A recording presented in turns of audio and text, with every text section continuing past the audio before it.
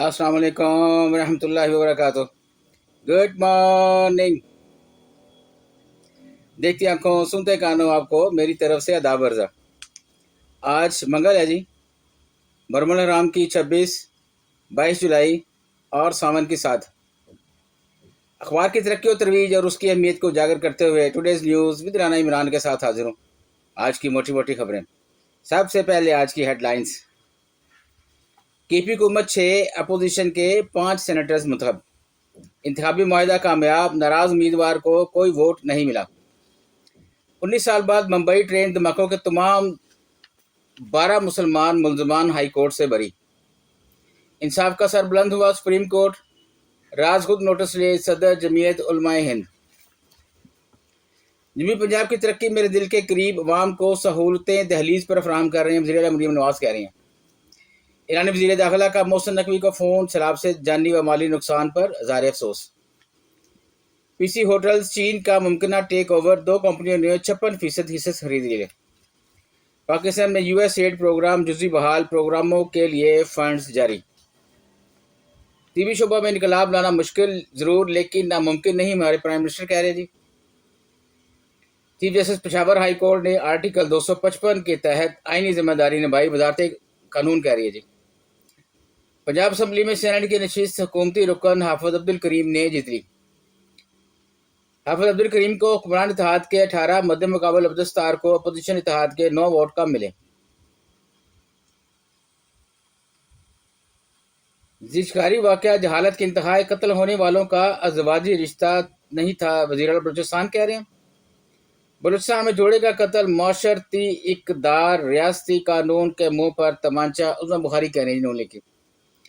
गैरत के नाम पर 1 साल में 392 खवातीन कत्ल, ह्यूमन राइट्स कमीशन की रिपोर्ट आई है जी।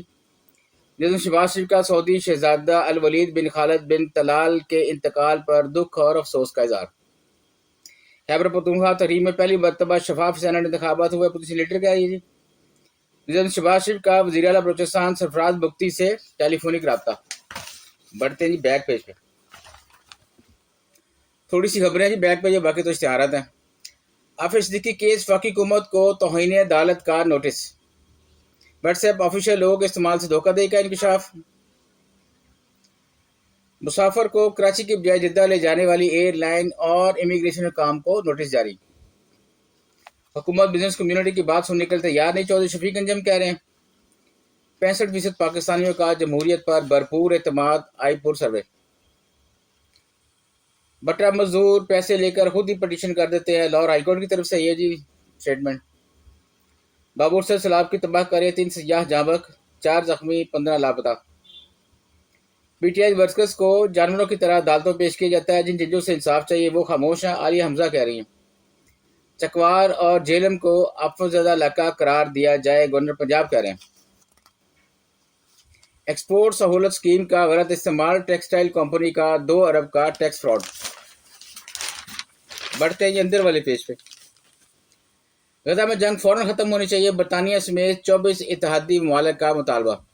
ये जब सारा कुछ हो गया तब इनके मुतालबे आने शुरू हो गए हैं बरतानिया और दीगर ममालिक के कि जंग बंद होनी चाहिए। तबाह तो हो गया जी गजा, इसमें अब कसर क्या रह गई है।